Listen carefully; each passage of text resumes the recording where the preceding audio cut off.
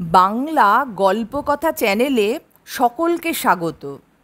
আজকের নিবেদন আশাপূর্ণা দেবীর লেখা ছোট গল্প উচিত জবাব। পরনে লাল ডুরে, কপালে ধ্যাবড়া সিঁদুর টিপ, হাতে শাঁখা, পায়ে হাই হিল, কোলে ছেলে, দুই চোখে হাওড়া স্টেশনের দিশেহারা আকুলতা। উদ্ভ্রান্তের মতো প্রশ্ন করল, আছানছোল যাইবার গাড়ি কডায় ছাড়বে বলতে পারেন?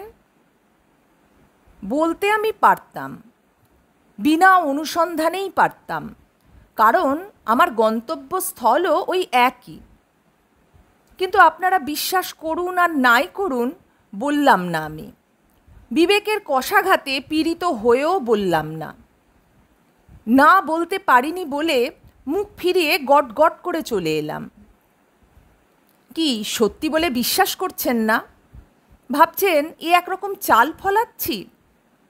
নাকি ভাবছেন মেয়েটি আমার শত্রু? না মশাই, সেসব কিছু না।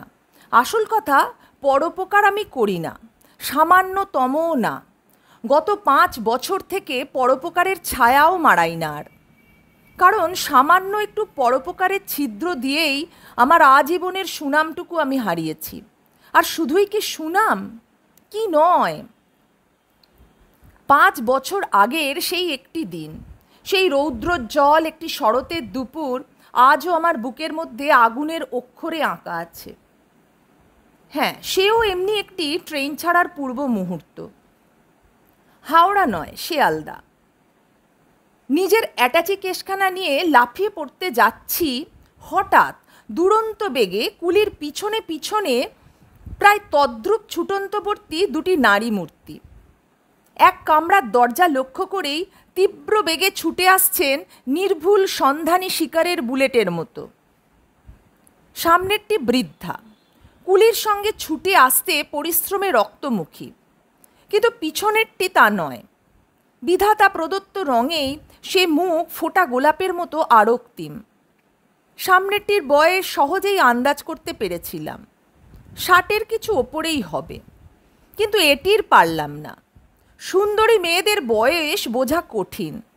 18ও হতে পারে, 28 হওয়াও বিচিত্র নয়। কিন্তু সে যাক, আমার দৃষ্টি তো সেদিকে ছিল না। বৃদ্ধা মহিলাটির ক্লিষ্টকাতর মুখ দেখেই আমার পরোপকারী প্রাণ ডুগরে কেঁদে উঠেছিল। কাজেই তৎক্ষণাৎ নিজে উঠে না পড়ে তৎপর হয়ে উঠলাম তাঁর ব্যবস্থা, মানে তাদের ব্যবস্থায়। তাকে সযত্নে ধরে উঠিয়ে দিলাম, তাদের মালপত্রগুলি ঠেলে ঠুলে ঢুকিয়ে দিলাম এবং তার সঙ্গিনীটিকে আলগোছে ধরে গাড়ির গহ্বরে নিক্ষেপ করে দিয়ে তবে নিজে উঠলাম। আর সেই মুহূর্তেই গাড়ি ছেড়ে দিল। গাড়িটা একেবারে মানুষে আর জিনিসে ঠাসা।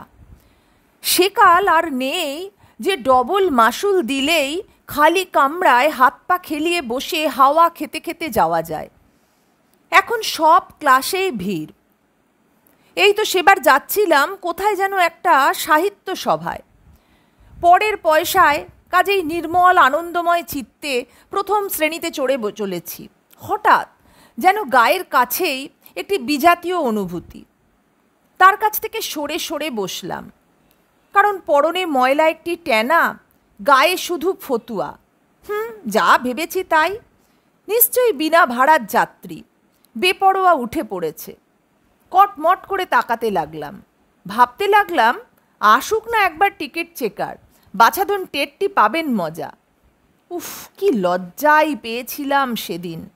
যেই না চেকারের আবির্ভাব, আমি সেই ফতুয়াধারীর দিকে যাকে বলে রোষ কষায়িত দৃষ্টি নিক্ষেপ তাই করে বললাম, কই টিকিটটা বার করো। পান খাবার আয়োজন করছিল লোকটা। ময়লা একটা বটুয়া খুলে আমার কথায় কেমন একটু হাসল, তারপর অবলীলাক্রমে ফতুয়ার পকেট থেকে একখানা প্রথম শ্রেণীর টিকিট বার করে চুনের কৌটো চাপা দিয়ে ফের পান সাজতে লাগলো। ভাবুন আমার অবস্থাটা। আর ওদেরই সব ভাই ব্রাদাররা আমার মুখের সামনে থেকে হাত ছানি দিয়ে ট্যাক্সি ডেকে নিয়ে সহজ মহিমায় উঠে পড়া, সে তো সর্বদাই দেখছি। বাসের জন্য দাঁড়িয়ে দাঁড়িয়ে হতাশ হয়ে যখন ভাবছি, দূর ছাই, একটা ট্যাক্সি নিই না হয়, কতই আর পড়বে। ঠিক সেই মহা মুহূর্তে সামনের ট্যাক্সিখানাকে হাত নেড়ে দাঁড় করিয়ে উঠে পড়ে জেদো মেদো রামা শ্যামা। সাধে আর বলছে শ্রেণীর মহিমা আর নেই। সে যাক, কি বলছিলাম? গাড়িতে ভিড়, তাই না? হ্যাঁ, গাড়িতে পা বাড়াবার জায়গা নেই, তবু ওরই মধ্যে কত সুব্যবস্থা সম্ভব তাই চিন্তা করছি। সহসা গাড়ির মধ্যে যেন একটা আর্তনাদ আর্ছে পড়ল। নান্তি, আমার কুঁজোটা, জলের কুঁজোটা দেখছি না যে। চমকে শিউরে উঠলাম। বুকের রক্ত কুঁজোর জলের মতোই হিম শীতল হয়ে গেল। গাড়ি যখন চলতে শুরু করেছিল তখন তো দেখেছি সেই কুঁজো। দেখেছি মুখে একটি জার্মান সিলভারের গেলাস চাপা দেওয়া হৃষ্টপুষ্ট নিটোল একটি কুঁজো। বিরোহিণীর মতো একাকিনী বসে আছে শূন্য প্ল্যাটফর্মের মাঝখানে। উদাসীনের মতো তাকিয়ে দেখেছি মাত্র, স্বপ্নেও ভাবিনি তার জন্য এই আর্তনাদ উঠবে। বৃদ্ধা এদিক ওদিক তাকিয়ে তীক্ষ্ণ কণ্ঠে বলেন, সেই ওস্তাদ ছোকরাটি গেলেন কোথা? জিনিসগুলো তোলবার সময় কি আকাশপানে ছিল? আমি অবাক। বলাই বাহুল্য, এহেন মন্তব্যের জন্য প্রস্তুত ছিলাম না। বরং ভাবছিলাম পরিস্থিতি একটু শান্ত হলেই শান্ত চাহনির কৃতজ্ঞতা এবং বৃদ্ধার কলকণ্ঠের আশীর্বাদ লাভ করব, তা নয় এ কি? তাকিয়ে দেখলাম বৃদ্ধার মুখে সেই রক্তিমাভা আর নেই, তার বদলে ঘষা পয়সার মতো একটি নিরেট তামাটে ভাব।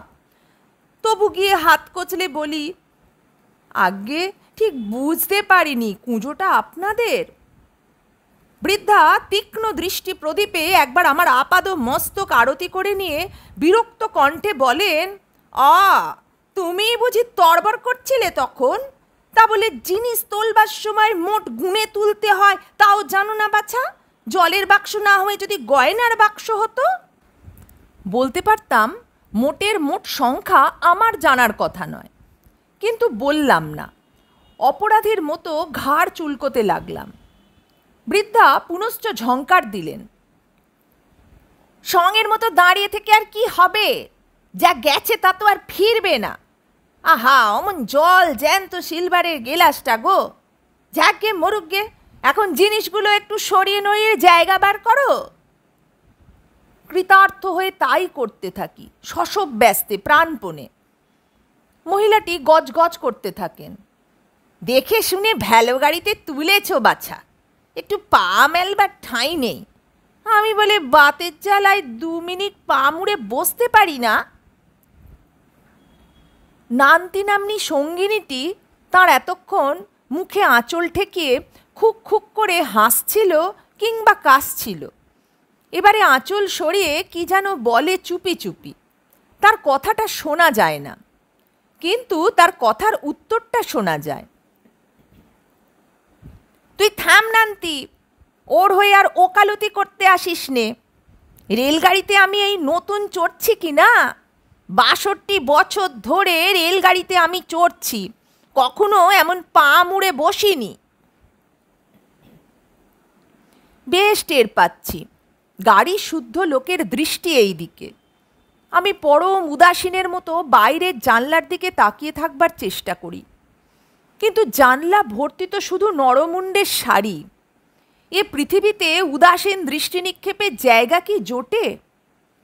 কোথাও কোথাও না ধাক্কা খাবে সে দৃষ্টি। কিছুক্ষণ নিস্তব্ধতা, হঠাৎ আবার তারস্বরে আর্তনাদ, নান্তি, আমার দোক্তার কৌটো! সঙ্গে সঙ্গে যেন একটি বীণার ঝঙ্কার ঝনঝনিয়ে ওঠে। দোক্তার কৌটো সে তো ওই বেতের ঝাঁপির মধ্যে বাঙ্কে উঠে গেছে। বাঙ্কে উঠে গেছে? বৃদ্ধা আবার একটি ভাঙা কাঁসির বাজনা বাজিয়ে দেন। বলি, ও ভালো মানুষের ছেলে, কেমন আক্কেলটি তোমার বাছা! ঝাঁপিটা একেবারে টঙে তুলে দিয়ে বসে আছো, আর ওর মধ্যেই আমার ছিষ্টির দরকারি জিনিস। শুনে আমি তো চোরের অধম। সে কি এখুনি পেড়ে দিচ্ছি বলে সিটে উপবিষ্ট একজন ভদ্রলোকের পা মারিয়ে অপর এক ভদ্রলোকের আঙুল থেঁতলে দিয়ে সিটে উঠে তাড়াতাড়ি তাঁর বেতের ঝাঁপি পেড়ে দিই। এবার ভদ্রমহিলা কিঞ্চিত প্রসন্ন মুখে ঝাঁপি থেকে পান দোক্তার কৌটো বার করে একসঙ্গে গোটা 2 পান আর একটি দোক্তা গালে ফেলেন। তারপর এক টুকরো মোলায়েম হাসি এসে বলেন, আমার তো আর কোনো বালাই নেই, শুধু এই একটি নেশা, এতেই মরেছি। আর রেলে উঠলেই যেন বাতিক আরও বাড়ে। হ্যাঁ রে নান্তি, পৌঁছতে তো সেই সন্ধে হয়ে যাবে, এই কটা পানি চলবে? নান্তি গোল গাল গালে টোল খাইয়ে টেপা হাসি হেসে বলে, তাই কখনো চলে মেজো পিসি? সামনে স্টেশন এলেই তো ইনি তোমার পান এনে দেবেন।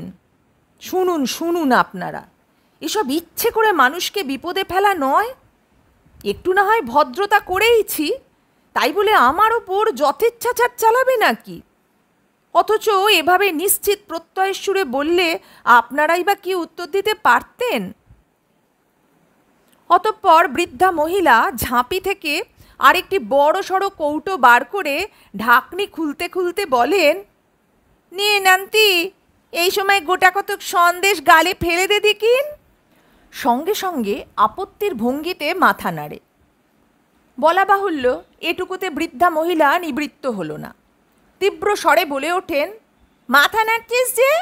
সেই কোন কালে এক মুঠো ভাত খেয়ে এসেছিস, খিদে পায়নি? না মেজো পিসি। না, অমনি না বললেই হলো? তোর খিদে পেয়েছে কি না আমি বুঝবো না, তুই বুঝবি? নে ধর বলছি। এবার যুক্তিসহ আপত্তি। গোল মুখ আরও গোল করে নান্তি আবদারের সুরে বলে, জল নেই কিছু না, সন্দেশ খেলে গলা শুকিয়ে মরি আর কি। জল নেই, জল আসবে। মেজো পিসি গর্জে ওঠেন, ওগো বাছা, ভালো মানুষের ছেলে, জলের কুঁজোটি ঘুচিয়ে দিয়ে দিব্যিতে নিশ্চিন্দি হয়ে দাঁড়িয়ে আছো। বলি আমার সঙ্গে একটা কচি বাচ্চা রয়েছে, তার খিদে তেষ্টা আছে, সে হুঁশ নেই? জলের একটা ব্যবস্থা করো। কচি বাচ্চা? আমি সচমকে মেজো পিসির কচি বাচ্চাটির দিকে তাকাই। দেখি সেখানে একটি হাড় জ্বালানো মুচকি হাসি। সে কি হাসি! মনে হলো এই ঝন্টু হাসিটি যিনি হাসতে পারেন, তিনি যদি কচি বাচ্চা হন, তাহলে এ সংসারে পাকা পকান্ন কে? মুখ লাল করে মুখ ফিরিয়ে দাঁড়িয়ে থাকি এবং রানাঘাটে গাড়ি ইন করতেই বিদ্যুৎ বেগে নেমে পড়ি। রাগেই গায়ে জোর বাড়ে, বুদ্ধি খুলে যায়। তাই রাগ করে শুধু যে একটা সবাই কিনে জল ভরেই আনি তা নয়, আমি গরম চা, গরম সিঙাড়া, ছানার জিলিপি আনি, একগোছা সবুজ মিঠে পান। এতক্ষণে বৃদ্ধ মহিলাটির মুখে একটি সত্যকার হাসি ফুটে ওঠে, নির্মল আনন্দের শুভ্র হাসি। মধুর কণ্ঠে বলেন, যাক, এতক্ষণে তবু একটি আক্কেল আচরণ দেখিয়েছ বাছা, নে নান্তি খা। নান্তি মুখ ফিরিয়ে পুনশ্চ বিনা তারে ঝঙ্কার তোলে। আমি তো আর রাক্ষস নই যে ওইগুলো খাবো, যে এনেছে সে খাক না। বৃদ্ধা সুমধুর কণ্ঠে বলেন, আহা, তা খাবে বই কি, সন্দেশেতে আর এই চা খাবারেতে ভাগ করে দুজনে মিলেমিশে খা। আমি কোনো মন্তব্য করব না, আপনারা শুনে যান। আমার মধ্যে যে আগুন জ্বলছিল তা চেপে গম্ভীরভাবে বলি, আমি খাবো না, খিদে নেই। মেজো পিসির নান্তি হাসি চাপা অমায়িক মুখে বলে, সে কি, খিদে নেই কেন? সেই থেকে কত খাটছেন। তা হোক, পাগল হয়েছেন? তা হয় না। বলে দুপক্ষের সমস্ত খাবারগুলি চুল চেরা ভাগে ভাগ করে একটা ভাগ আমার দিকে এগিয়ে দিয়ে বলে, এই নিন, কেমন খেতে না পারেন দেখি। এই চাওলা, আর এক গেলাস চা দাও। আমি তো আর ওর মতন বাচাল নই। কাজে কাজেই অতঃপর বিনা বাক্য ব্যয়ে চা খাই, খাবারও খাই। নান্তিটি দেখতে গোলাপটি হলেও খাবার বেলায় দেখলাম দিব্যি। সেই একটি রাস খাবার দিব্যি সেঁটে ফেলে নতুন কুঁজো থেকে জল ঢালতে ঢালতে বলে, মেজো পিসি, তোমার পান থেকে একটা ভাগ দিও তো, মিষ্টি খেয়ে গলাটা কেমন জ্বালা করছে। আপনি খাবেন না কি? খাবেন না? সুপারি? তাও না? উফ, কি দুর্দান্ত ভালো ছেলে রে বাবা। আবার সেই হাড় জ্বালানো ঝন্টু মার্কা হাসি, বুড়ির গালাগালের চাইতে অনেক বেশি গাত্রদহকারী যে ওই কচি বাচ্চাটির এই ঝুনো হাসি। ও কেন ওরকম মাথা পাগল করিয়ে তোলা হাসি হাসবে? আর আমি বা কেন একবারও পারছি না ওই রকম তাচ্ছিল্য আর ব্যঙ্গ মিশ্রিত মজা দেখা হাসি হাসতে? মনে মনে সংকল্প করে দেখলাম ওকে ওর ওই হাসির সমুচিত জবাব দিতে হবে। কি করে হবে তা জানি না, কিন্তু একটা কিছু করতেই হবে। এই দৃঢ় সংকল্পের তাড়নায় এ গাড়ি থেকে ঝাঁপ দিয়ে নেমে পড়বা দুরন্ত ইচ্ছেকে শতবার দমন করে টিকেই থাকলাম গ্যাঁট হয়ে, গাড়ির অন্যান্য আরোহীদিগকে সম্পূর্ণ ভুলে গিয়ে। কারণ বেশ বুঝলাম আগা গোড়া যাত্রীর লক্ষ্য বস্তু হয়ে উঠেছিলাম আমরা, মানে আমি আর নান্তি এবং নান্তির দোর্দণ্ড প্রতাপশালীন মেজো পিসি।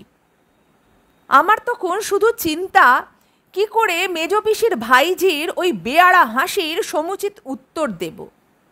কিন্তু কোথায় কি? চিন্তা করতে করতে গাড়ি কেষ্টনগরে এসে গেল। মেজো পিসি একখানি 5 টাকার নোট বার করে বললেন, ছেলে, এই 5 টাকার সর ভাজা কিনে দাও দিকিন, যাচ্ছি কুটুম বাড়ি। অবশ্যই কলকাতার মিষ্টি নিয়েছি সঙ্গে, তা হোক। কি বলিস নান্তি, গুড় ঢাললেই মিষ্টি? আমি সবিনয় বললাম, স্টেশনের জিনিস তেমন ভালো হবে কি? ভালো হবে না? মেজো পিসি সন্দিগ্ধ। না, এরা হলো গিয়ে নেহাত বাজে ময়রা, খাঁটি জিনিস এরা পাবে কোথায়, চোখেও দেখেনি। সঙ্গে সঙ্গে আবার সেই কামান গর্জন, গর্জন না হোক গর্জনের অনুভূতি বহনকারী, অর্থাৎ সেই হাসি, সেই গোল গালে টোল খাওয়া ঈষৎ মুচকি ঝুনো ঝন্টু হাসি। হে ঈশ্বর, আমি কি করব? না, কখনো কোনো ক্ষেত্রে দেখিনি ঈশ্বর পুরুষের সহায়ক। জীবনে প্রতি পদে পদে দেখেছি পুরুষ জাতিকে বিপদে ফেলতে, অপদস্থে ফেলতে, যাতে তাতে কষ্ট দিতে উনি এক পায়ে খাড়া। খুব সম্ভব ভদ্রলোক জাতে বাঙালি, তাই এখন স্বজাতি বিদ্বেষ। অতএব এমন কোনো জন্ম পেলাম না যে সেই হাসিকে ফাঁসি কাঠে চড়াই। তবু ভেবে চিনতে ফের বলতে যাচ্ছিলাম, এ জিনিস দিয়ে কুটুম বাড়িতে বরং নিন্দেই কেনা হবে।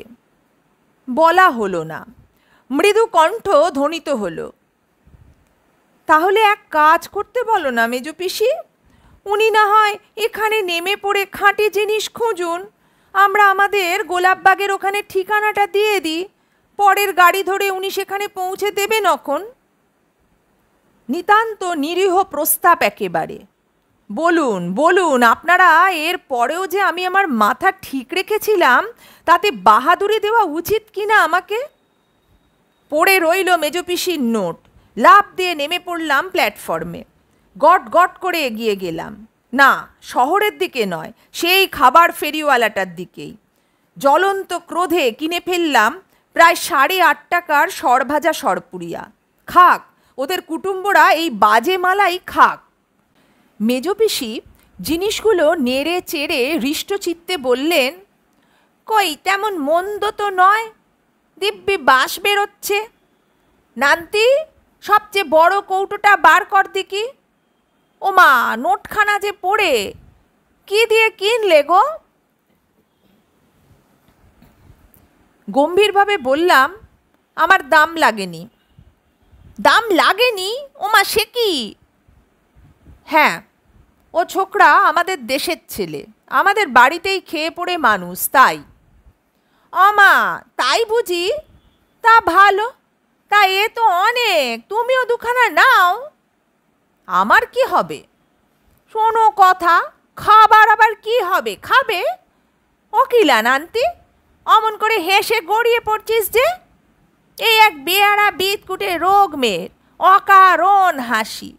যত বলি অকারণ হাসি সর্বনাশী, তা যদি এক তিল শোনে। হাসতে হাসতে যে গেলি একেবারে, কি হলো?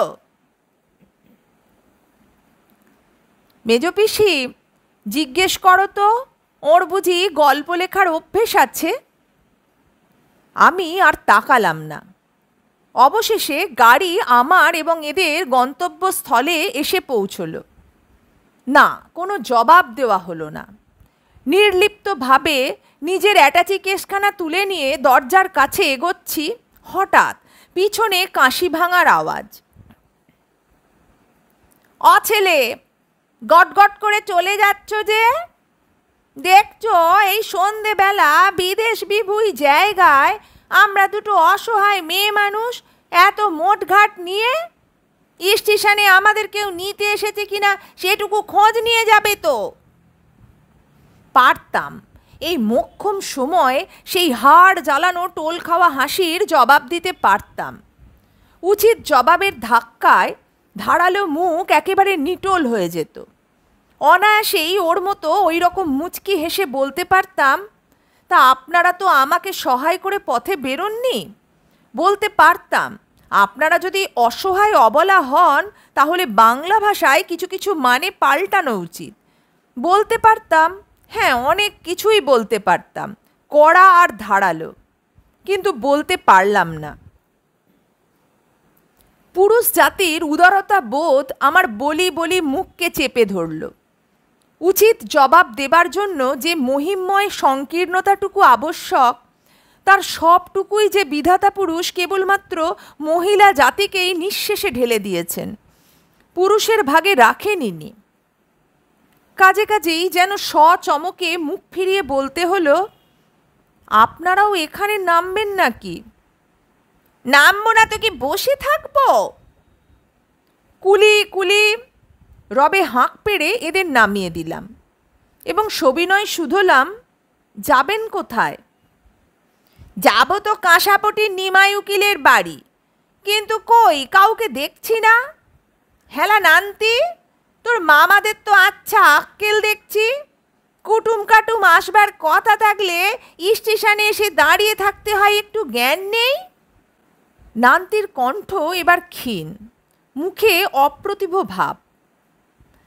তা আমরা তো আর কোন গাড়িতে আসছি জানিয়ে আসিনি। কিন্তু ক্ষীণ কণ্ঠ দাঁড়াতে পায় না মেজপিসির কণ্ঠ দাপটে। থাম থাম, তুই আর মামাদের হয়ে ওকালতি করতে আসিস নে। বলি আজ আসবো তা তো জানতো, সব গাড়িগুলো একবার দেখে যাওয়া উচিত ছিল। কি করব, নেহাত নাকি তোর দায়িত্ব আমার গলায়, তাই মরতে মরতে এসেছি। নইলে তোর মামাদের বাড়ি আমার আসবার কি দায় পড়েছিল রে? নে, এই ছেলেকে ঠিকানাটা গুছিয়ে বলে দে। এবার নান্তি তীক্ষ্ণ কঠিন। কেন ভাবছো মেজপিসি আমি গাড়োয়ানকে বুঝিয়ে ঠিক পৌঁছে যেতে পারবো? পারলেই বা পারতে দিচ্ছে কে? মেজপিসি ঝানসির রানীর ভঙ্গিতে বলেন, সে আমাকে কাটলেও হতে দেব না। বলি খুব তো সাহস, গাড়োয়ান বেটা যদি তরবরিয়ে অন্যদিকে নিয়ে যায়। ব্যস্ত হয়ে বলি, সে তো নিশ্চয়, ওসব লোককে বিশ্বাস কি? চলুন, আপনার কাঁসাপটি লোহাপটি কোথায় যেতে হবে। না বলে উপায় কি? আর আমি তো বলিনি, অঘটন ঘটন পটীয়সী নিয়তি দেবী তখন আমার কণ্ঠে ভর করে সব কিছু বলাচ্ছেন। আর এ পর্যন্ত তিনিই তো ঘাড়ে করে চালিত করে আনলেন। তারপর আর কি, সেই রাত্রে দুটি অসহায় অবলার গার্জেন হয়ে কাঁসাপটির নিমাই উকিলের বাড়িতে গেলাম। কাঁসাপটিতে নিমাই উকিলের প্রাণটা কঠিন নয়, বরং মাখনের মতো। হাজার হোক পুরুষের প্রাণ তো, তাই বারবার ত্রুটি স্বীকার করে আমাকে স্বনির্বন্ধ অনুরোধ জানালেন পরদিন তার বাড়িতে নেমন্তন্ন খেতে। তারপরেও সে আর নিজ মুখে বলি বা কী করে? তবে নেহাত যদি না ছাড়েন তো বলি, সেই অঘটন ঘটনপটীয়সী নিয়তির নিয়মে তদবধি এই 5 বছর কাল মেজপিসির নান্তি আমাকে ঘাড় ধরে চালিত করছেন। অবশ্যই তাতে যে আমি খুব বেশি কাতর তা নয়, তবে সেই অবধি পরোপকার আর করিনি, কারণ ঠিক জানি করলে তার কাছে চাপা থাকবে না, আর টের পেলেই ঝংকার দিয়ে বলে উঠবেন, পরোপকার না হাতি, কি তার আমি বুঝতে বাকি নেই? তোমার মতন হ্যাংলা বেটা ছেলে আমি যদি আর দুটো দেখেছি। গাড়িতে তোমার অবস্থা দেখেছি আর হাসি চাপতে চাপতে মরে গেছি। উফ, নেহাত কচি ছেলেটা সামনে রসগোল্লা দেখলেও অমন জ্ঞান হারা হয়ে ছোটে না। মেজপিসিও কম চাল চালেনি, দেখেই ঝোঁক পড়ে গিয়েছিল কি না। কিন্তু তুমি যদি অমন আদে কেলে না হতে, বলি আমায় পারতো কেউ ভুলিয়ে নিয়ে গিয়ে তার ভাইপো বোনপোর সঙ্গে বিয়ে দিতে। আবার আবার সেই হাড় জ্বালানো গালে টোল ফেলা ঝুনো হাসি, এই 5 বছরের মধ্যে একদিনের জন্য যার সমুচিত জবাব দিয়ে উঠতে পারেনি। অথচ বিশ্বাস করুন, আপনারা শুধু ওই জন্যই টোপর পড়ার বোকামিটুকু করে পেশেছিলাম। ভেবেছিলাম নিজের কোটে পেয়ে, ও কি আপনারাও যে সেই রকম সর্বনেশে হাসি হাসতে শুরু করেছেন দেখছি। মানে কি, ছোঁয়াচ লাগলো নাকি?